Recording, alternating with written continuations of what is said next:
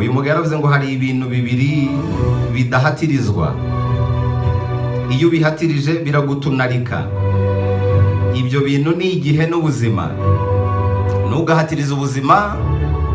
Amazina ye nyakuri yiswe n'ababyeyi, ukimara kumva ako kantu yitwa Dushimirimana Jean de Dieu. Yavutse ku itariki 15 z'ukwa gatatu 1991, kuvuga ngo afite imyaka 33. Wamwumvise neza cyane. Yavukiye i Nyarugenge i Kigali mu Rwanda. Ni umwana wa mbere mu bana 4 ba Vuguziga Abel, ubwo ni se, na Mukandori Rachel. Dashimu yasoje amashuri yisumbuye mu kigo cya ESI Gisenyi, akomereza icyiciro cya kabiri cya kaminuza, ubwo niho yigiye cya mbere n'icya kabiri mu ishami ry'ubunyamakuru n'ikoranabuhanga. Mu kaminuza yayize mu kigo cy'i Kabgayi cya Katolike. Mu 2011 nibwo uwo tuzi nka Dash cyangwa Dashimu yatangiye umwuga w'umunyamuziki. Se uzi ko yabaye umunyamuziki? Yabayeho umunyamuziki nk'umuhanzi, yaririmbaga mu ndirimbo zo mu bwoko bwa Afrobeat. Mu ndirimbo ze murazizi nyinshi cyane mwakunze, yahereye ku bita Gasaro ka Mama, genda rimba n'izindi nyinshi nka Memuke Ndamuke, Bakunda Umurambo, Mabukwe yo yayikoranye na Uncle Austin, Mu nda ni kure. Hanyuma rero mu mwaka wa 2014 nibwo yatangiye gukora nk'umunyamakuru kuri YouTube, akora ikiganiro Inzu y'Ibitabo ndetse n'ijambo ryahindura ubuzima. Kandi uyu munyamakuru, ikindi kintu nakwibutsa nuko ku itariki 16 z'ukwa gatanu 2022 ejo bundi nibwo yatangaje ko azajya akora iki kiganiro cyitwa Inzu y'Ibitabo kuri Radio Fine FM. Dashimu kandi yavuze ko amaze imyaka 5 akorera kuri studio, ariko mu bihe bitandukanye. Ati studio nahakoze mu bihe bitandukanye, naragendaga nkagaruka kujya kuri city yahamaze imyaka 5. Uyu munyamakuru yavuze ko ikiganiro cye kizajya gitangira saa 7 kugeza saa 9 z'amanywa. Nicyo kiganiro twaze tuvuga cyitwa Inzu y'Ibitabo. Ati nzajya nkora ikiganiro Inzu y'Ibitabo ivuguruye, kikazajya gitangira saa 7 zuzuye kikagera saa 9. Cyo nakubwira nuko mu mwaka wa 2011 nibwo Dashimu yatangiye kwigaragaza mu muziki twabivuze. Ikindi kintu nakwibutsa nuko Dashimu yahawe igihembo cy'umunyamakuru mwiza wa saa 6, uwo bita Best Radio Midday Presenter. Mu bintu byinshi bigiye bitandukanye turamuzi mu Nzu y'Ibitabo avuga amagambo yahindura ubuzima. Hanyuma rero ngiye kugushyiramo agace gatoya kiwe k'ibyo yavuze by'ijambo ryahindura ubuzima yivugaho, umbabarire ukumve. Ndongera none ngushyiriremo akandi cya.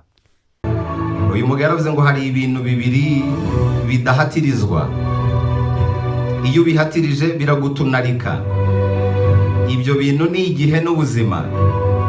Ntugahatirize ubuzima, ntugahatirize igihe.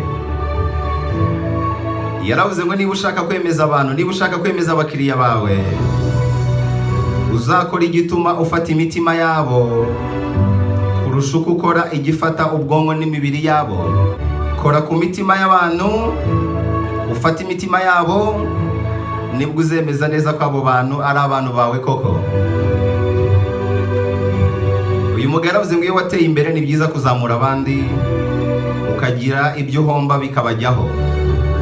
Ariko iyo utaratera imbere byaba byiza ukoranye n'abantu bafite icyo bahomba kikuzaho. Ikindi kintu nakubwira kuri Dashimu nuko abantu benshi baramukunda cyane, bakunda gukurikirana ibiganiro akora kubera ko hari benshi byagiye bihindurira ubuzima, bewana bagakunda umurimo, kabagira inama y'ukuntu batagomba gucika intege. Hari akantu akunda kuvuga buri munsi ngo igitonyanga ntago gitobora ibuye cyangwa sima cyangwa beto kubera ko kiremereye, ahubwo kitobora kubera ko cyahojejeho. Hari n'indi jambo ajya akunda kuvuga ngo ntugahatirize ubuzima n'igihe. Iyo ubuzima buhatirije birangira bugutwaye. Ntugakomeze ubuzima ubuzima ntabwo wabukomeza kuko iyo ubukomeje nabwo burabikomeza. Yaravuze ati kandi jya umenya abantu ufasha, ukeneye ibintu bitatu, ibyo bintu bitatu ni ibyo uri kureba. Ikintu ukora kugira ngo kiguhe amafaranga, ntago inzozi zawe zigeraho uko usinziriye. Icyo wakora cyose ntago ugomba kwita ngo ninde uri kundeba, ninde uri kugira gute. Ibinyamakuru rero ukunzwe cyane, yakunze kugira inama abantu benshi cyane, dore ko na n'ubwo abakize tujya tubwira ati mukine komedi, wakina ibiki ariko amafaranga ukayabona. Niba ukunda Dashimu, icyo nagusabaga ntugende utumvisha utu tuntu twiwe yakoze. Niba uri tayari twagira n'amagambo yavuzwe na Putin. Uyu mugabo yaravuze ngo twese ku isi dusa naho dutandukanye cyane. Bamwe ni ibifi binini, abandi ni udufi duto, duhora tumirwa n'ibinini. Ariko igihe cyose dusenga Imana, tuyisaba imigisha, tujye tuzirikana ko ijya kuturema itadusumbanishije. Umukire n'umukene basenga bitandukanye, ariko birengagije ko Imana irema itadusumbanishije. Ibi ngibi mujye mubizirikana. Putin ni ryo jambo rikomeye cyane yavuze mu magambo menshi agiye avuga.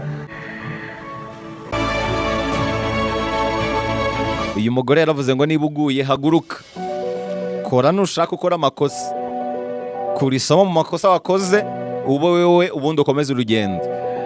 Priyanka yaravuze ngo nizerera mu bantu bahanga udushya kubera ko nibo batuma dukomeza kwishimira isi ntituyirambirwe. Aranavuga ngo umuntu utagira amahame ye agenderaho ntaba ahamye. Iyo udafite amahame ugenderaho uvunwa n'amahame y'abandi.